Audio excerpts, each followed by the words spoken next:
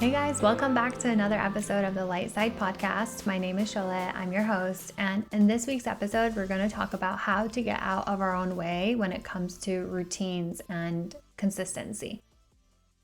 Before I dive into this, I want to make a quick announcement. I'm going to increase the frequency of this podcast to weekly episodes. I'm so excited. It initially was my goal to ramp up as we get closer to year end, and so much has happened. I'm so thankful for all of it. And really, as we get into 2024, there are so many topics to cover as it relates to wrapping up the year and starting a new year. And I think it's important for us to dive into this topic and really get into the nitty gritty as to why and how you can get out of your own way when it comes to routines and start off the year very strong in a consistent way. I think a lot of times what gets in our way is that we have an all or nothing mentality. We want to start the new year adopting all these new things, all these new habits. And that is honestly and quite frankly the number one reason why people fail and don't continue adopting their new lifestyle or the things that they want to do, is because it's overwhelming. It's overwhelming to do everything at once. And that's not just for you, that's the case for everyone. And so all the books, all the self-help, all the psychology that you can find on adopting a habit or a new routine will always tell you to start with one thing and add on. So we're going to get into this by talking about reasons why adopting a routine is good for us and how it benefits us, why we resist routines and the psychology behind that, and how to make some mindset shifts to be able to adopt routines. And so we'll talk about some practical tips for establishing them as well. I will preface by saying that there is no one rule or one advice that fits all, right? And so throughout this episode, take what resonates with you and leave what doesn't. I will say though that I think for some people, we are comfortable with routine. That's where our safe space is. And for others, having a routine feels really restricting or suffocating. But what if being unroutinely is also a routine? It doesn't have to be that a routine is just for people who do X, Y, and Z on a given time of a day, but it can also be when people are unroutinely routine, meaning doing certain activities very regularly, but not at a specific time, not in a traditional sense, meaning it's not always structured to be at 7 a.m. that you go on a run, but you go on a run several times a week. And some days it's in the afternoon, some days it's in the evening, and some days it's in the morning. Or maybe you don't consider that going to a coffee shop is routine for you because you always go at a different time or a different place and you're trying new places. That's also a routine. Just because it's not the same place at the same time doesn't make it not. Bringing up this concept of being unroutinely routine because it's good to distinguish that routines don't have to be rigid or strictly timed in order to be effective. They can be flexible and varied and still provide structure in order for us to achieve the things that we want to, or to get better at the things that we aim to. And recognizing that by design, some of us are wired to be unroutinely routine oriented, and others are structured with their routine. And there's no right or wrong as long as it works for you and your energy, because we all drive our energy in different ways. And we're going to talk about this on an upcoming episode with my dear friend. So I'm really excited to share that with you. But in the meantime, it's fun to look at it this way because it shows us that routines don't need to be rigid or strictly timed in order to be effective. It's a matter of the consistency of showing up for the set task or activity. They can be flexible and they can change, but they still provide a structure and an activity that you do regularly that you can become good, better, and excellent at, that you can really hone and achieve the goals that you really want to. Even if that goal is to just be healthier, to be happier, to be more present. So if up till now you've had a perception that you're adverse to routines, then think again. Maybe you do have routines in your life. You haven't deliberately decided on them. You've just fallen into them. And maybe it's now time to change that habit. It's now time to get out of that mindset, or to get out of that thought pattern that's holding you back from adopting routines and habits that will serve you. In my mind, the number one benefit for routines and establishing them is remembering that to become good, great, or excellent at anything requires consistency. And our routines are the medium for that. They allow us to get into the flow by enabling a habit for us, by cutting through the resistance or excuses that will show up, because that is normal. But our ability to show up anyway is what will make the difference, because it's our routine.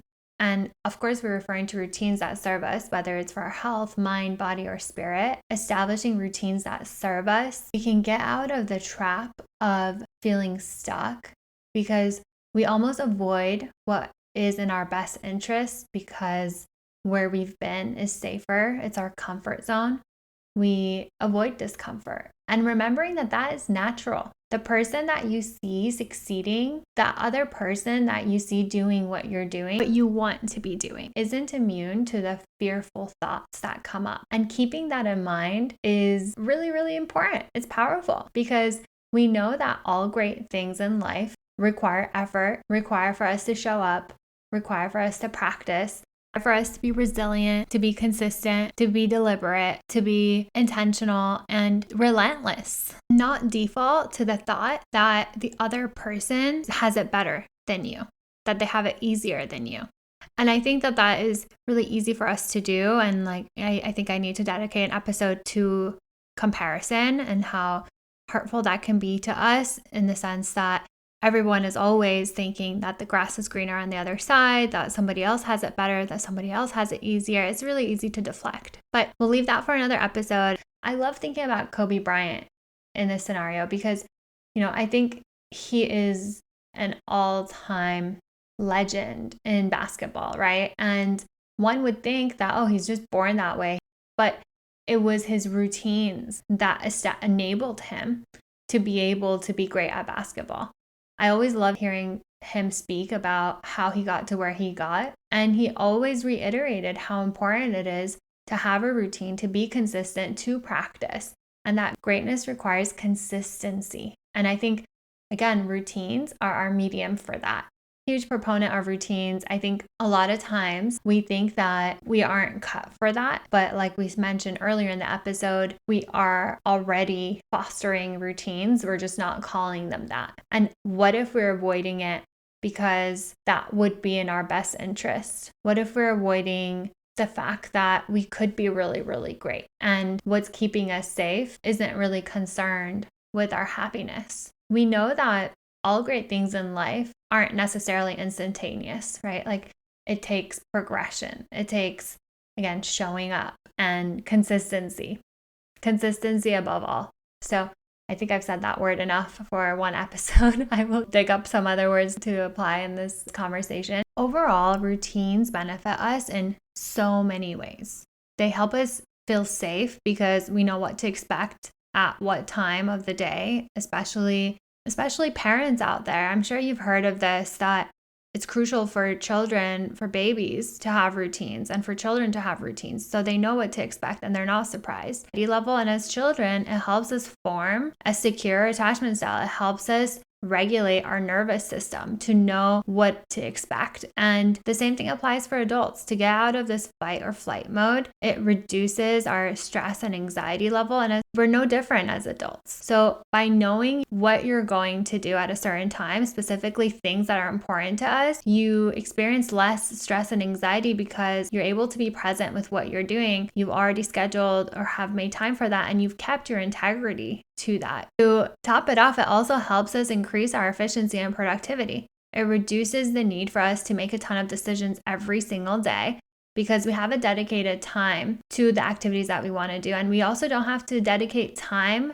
for planning. So instead of having to think through your day and thinking, when am I going to be able to fit X, Y, and Z in, we have already made a decision that we'll do said thing every single day at said time. Let's say going on a run every day at 7 a.m. We don't have to make that decision. It's just a done deal. It's a matter of showing up, which also helps us improve our focus because we know that we have dedicated time scheduled for X activities that are important to us. And one of the best parts of all of this is that it helps us get into flow state. So for instance, if your routine is to go on a run every day at 7 a.m., your body gets used to waking up to that and to feeling the energy that gives you. It helps you push past the resistance.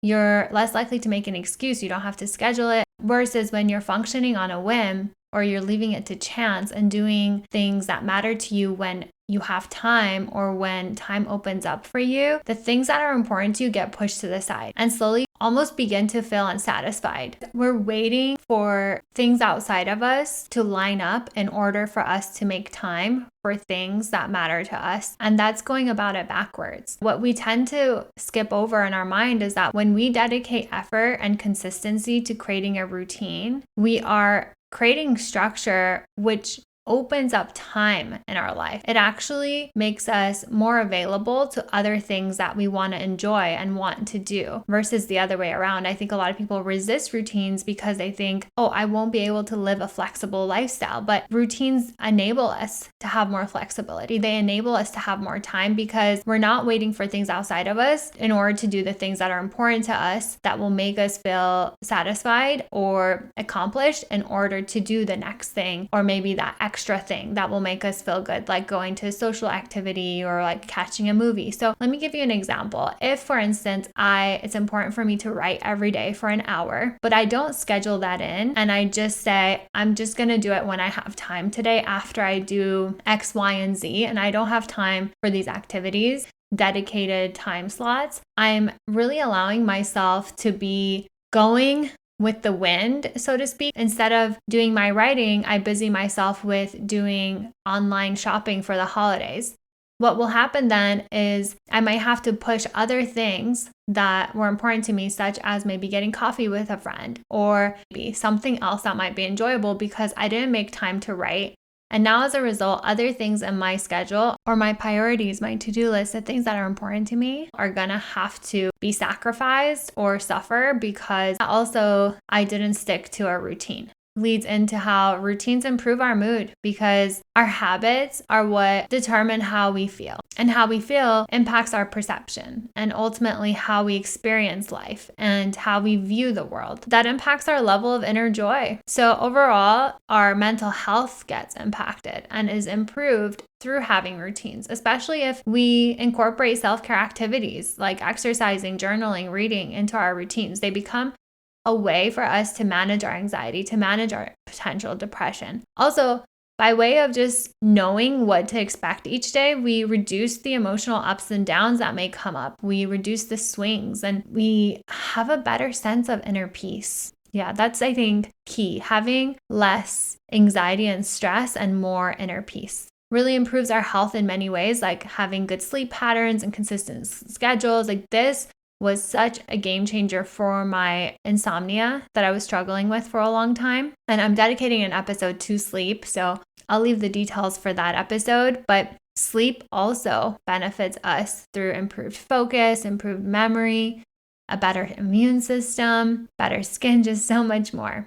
And I think, again, just remembering that our routines help us form habits that make maintaining the things that we want to show up for, the things that are important to us, more effortless, less energy consuming, less draining because we don't have to plan it and really figure out when we're going to do it. It's just part of our routine. So overall, it makes it easier and with a lot less resistance because it allows us to be in flow. It allows us to be more productive and efficient without having to make a ton of decisions. I think one of the key things is a lot of people face decision fatigue, and that is one of the key benefits of routines is that it reduces decision fatigue. So I hope this gives you some reasons as to why it will benefit you to adopt a routine in your lifestyle. Talking about the various benefits, I think it's also important for us to talk about why we resist routines, usually to keep us safe. Another key reason is not having enough motivation. And my suggested method and what I've learned through my experience as well as my coaching program has been motivation comes from knowing our why, comes from having a purpose for what we're doing. So if your new routine is that you want to go on a walk every morning, but some mornings you wake up and you just really don't feel like getting out of bed to go on that walk, reminding yourself how you will feel after you've gone on that walk. And that's typically energized. That's typically more focused, more clear, because walking does that for us. Walking can be a form of meditation and therapy. It's about moving our energy. And so when we think about that, it's like, would you rather be sluggish or would you rather be energized? And I think most people will choose energized. And the other reason is we fear change because of our upper limits. And upper limit is a term used by Gay Hendricks. I've spoken about it in prior episodes, but ultimately it's our baseline of happiness that we subconsciously don't want to surpass. It's our comfort zone. And so a lot of times we're afraid of how good it could get because we haven't been there before. It's uncharted territory. So we fear change because we're used to being in our safe zone. And so we self-sabotage and we don't show up for the things that will make us feel better or things that are for our highest good, because we may not think we're worthy enough. We may not feel like we're good enough that we can measure up. Or maybe what if we succeed and we can't show up? What if we succeed and we fail? What if it's going to be too painful? There's a lot of subconscious thoughts and fears that come into play here. And it's our job to really try to uncover and figure out what is holding us back from showing up consistently to the things that will get me in my highest timeline and living my life to its fullest in my best, happiest self while I'm being true to myself. And recognizing that whenever we have resistance to showing up, to doing what would be good for us, what would be good for our health, our body, our mind, our spirit, that we might need to push through that resistance doesn't need to be succumbed to. We can push through that. And then once we do, that's when we break the ceiling. That's when we become unstoppable. That's when we break the barrier. And the other thing that comes to mind is our goals are too lofty, so our routines become hard to adopt. We're trying to go from 0 to 100. We're trying to change everything at once. And to be honest, every self-help book out there and my coaching school, we talked about this a lot, that the most sustainable way to adopt a routine and a habit is to do it slowly. And I can speak from firsthand experience, right? What I mean by that is if there are 10 new things that you want to do, starting with 1, if there are 3 new things you want to do, starting with 1, not adopting everything at once. Because for 1, it's overwhelming. And 2, it's about longevity. We want to make sure that we start one thing, we can maintain it because our brain is not overwhelmed by all these new things that we're trying to incorporate into our life. And after doing that for maybe over a month, ideally 2 to 3 months at least, then we add on. And I think that's also why New Year's resolutions tend to fail, because people have all these lofty goals as to like all the changes they're going to make in the new year. Whereas my personal preference when it comes to a new year is thinking ahead of the 12 months of what I want the year to look like at a high level and having my monthly goals as opposed to everything for January 1st or 2nd. The other thing is this fear of being restricted. I think we talked about this already as far as the benefits. But really, a lot of people view having a routine as limiting and taking away the spontaneity and freedom out of our life. But that's a misconception. Routines don't have to be rigid or inflexible. It's really more a matter of consistency and showing up for something on a continuous basis to get better at versus doing X at a certain time every single day. Because I do understand that's not for everyone. And the other thing is procrastinating, because of our tendency to be maybe a perfectionist. So, there is this tendency for us to want to do something so well, we avoid it entirely because we feel like, oh, it's not the right time to do this because I'm not there yet. But we have to start somewhere. Just because we're not great or perfect at it doesn't mean that it's completely unattainable.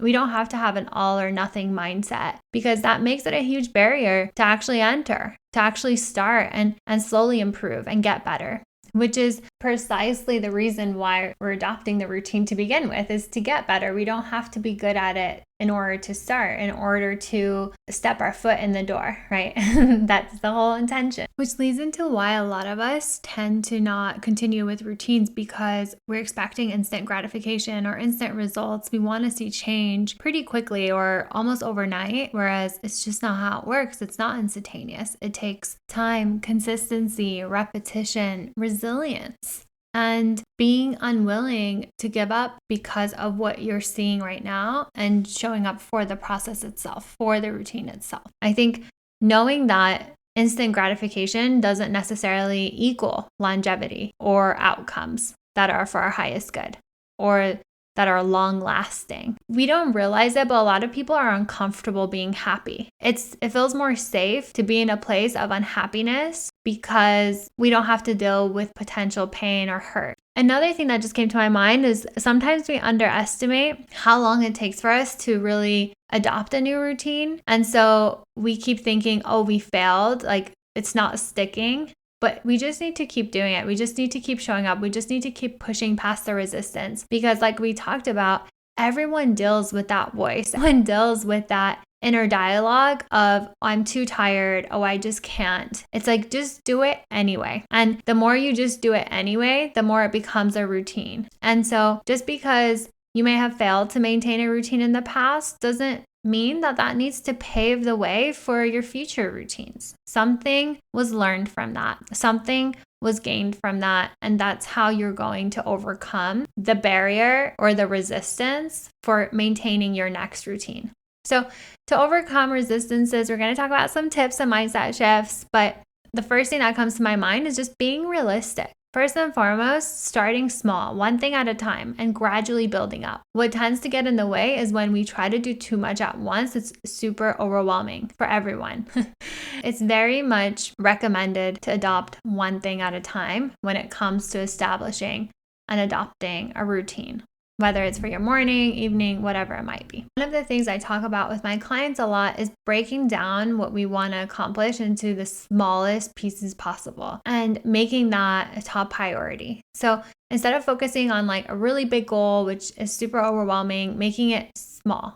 And by focusing on the small step and making small steps every day. So for instance, if our goal is to become a marathon runner, breaking that into, okay, I'm going to start running 2 miles a day. Then I'm going to increase that to 3 or 4, whatever you find yourself being able to level up to. It's important to start small, because as we do, we get more comfortable, we get more confident, we get better, and it makes it easier to show up. You can see how when we start big and we're not able to measure up, we immediately want to stop. And so with everything, it's just important to allow our steps to slowly get bigger. And the other tip that I want to share is picking a time and place to do the things that you want to do, so that it almost becomes a memory in your mind. So like that place and that time has an energy for you. Your brain will build a memory, a pattern of doing that thing at that time in that place.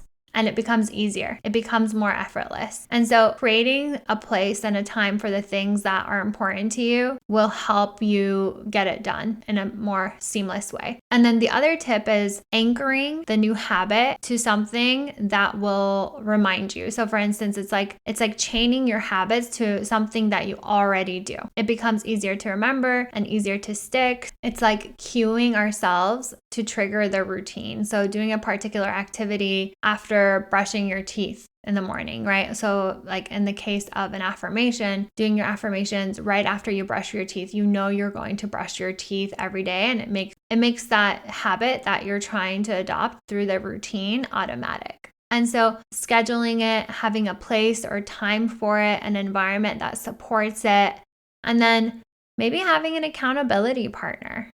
So sharing with someone, your friend, a family member, your partner, that you want to do X, Y, and Z. Maybe it's a coach, right? So find ways to keep yourself accountable. Maybe it's a reminder. And I think it's important to reflect and make changes if you need to. So having Like, okay, in 2 weeks, I'm going to see how this is working out for me. Notice I'm not talking about checking in within 3 days because typically things take time for us to adjust to and notice the difference. So the mindset shift that I want to talk about is not associating our routines with perfection. So it's about progress, not perfection. I'm sure you've heard that so many times, but it's so key here because routines are providing us the time and space, the consistency, a medium for us to show up for things that matter to us so that we can achieve or reach the things that matter to us, whether that's good health, whether that's mental well-being, whether that's a job, a goal, whatever it might be. It's providing us the medium to show up to make progress. It's about making small steps. It's about acknowledging that it doesn't need to be perfect. So if my goal is to exercise daily, maybe one day that exercise is just a 10-minute walk, and another day it's a 30-minute class, and another day it's a 60-minute class. I show up for the energy that I have, but I have consistency in my dedication to the routine, which includes exercising daily. But maybe for others, it's 60 minutes no matter what, and that 60 minutes can vary on the exercise. What I would suggest is like being flexible with yourself and embracing flexibility as a strength, because we talked about routines don't need to be rigid. So when we're flexible, we're able to allow our routines to adapt to our life, to fit our life and our energy levels so that we're able to maintain them. We relieve the pressure of having to do everything perfectly, which can really stop us from showing up altogether. It's making your routine work for you. It's being flexible to allow it to be what is and celebrating what you're doing, celebrating the small wins and focusing on the fact that you're showing up to that routine to become better at it, to potentially master it. But there's really no perfect way of achieving a routine or like having a routine. And mastery comes with time, with consistency. And I think once you become a master, you realize that I don't think anyone ever becomes a master. You continue to learn, you continue to uncover layers, focusing on progress, not perfection. Seeing flexibility as a strength because we're able to adapt our routines to fit our life, to fit our energy levels on a given day, and not necessarily like, oh, it has to be like this or I failed today. We can be online looking at 100 different routines that different creators share or, people that you follow or admire. And my biggest suggestion is to do things that work for you. So if for you, it means waking up in the morning and having a warm cup of coffee or tea, then so be it. For me, it's waking up and having water, lemon water. That doesn't mean you need to follow my routine in order to thrive. For me, that works for my health and my energy levels, but we're all different. And so really figuring out what works for you and not aiming for perfection, not aiming for something that is projected to you by what other people are doing. And then also the sequencing of the routine. For someone, it might be best to wake up, have breakfast, read a chapter of their book, then maybe go on a walk outside. For another, it might be waking up, going on a walk, then coming and having breakfast and reading a chapter of a book, right? Like whatever works for you and your energy, you get to play around with it and see what you enjoy, what works for you so that it can stick, so that it's of longevity. I think it's important to make sure that as long as we're incorporating self-care, we're incorporating what our love language is within our routines, then we are on the path to winning.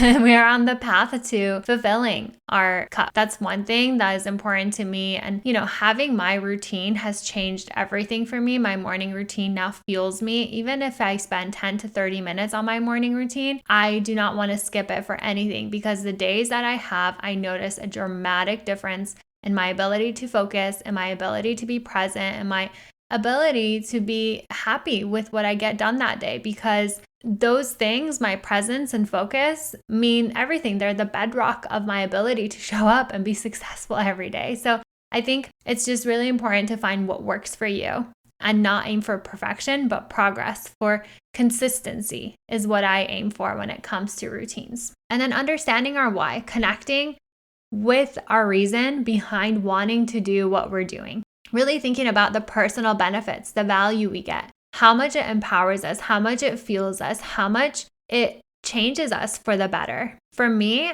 relying and leaning on my internal motivations is so important, so rewarding because my routines fuel me. I have noticed a significant difference in my energy levels, in my ability to focus, in my ability to be productive. And that's all the motivation I need, really, is how I feel, my well-being, my level of happiness, my mental health, my success as a result of those things, the quality of my relationships as a result of those things, the quality of my presence. I think above all, remembering that routines are something that can be learned and improved upon just because it's not our strong suit, just because it requires us to flex and it's a learning curve, just because we're not inherently good at it, doesn't mean that we're bad at it either. Being able to adopt a growth mindset when it comes to routines is so valuable because it doesn't just categorize us into a bucket of people who can't be consistent. We're unable to repeat an activity until we get better. Like,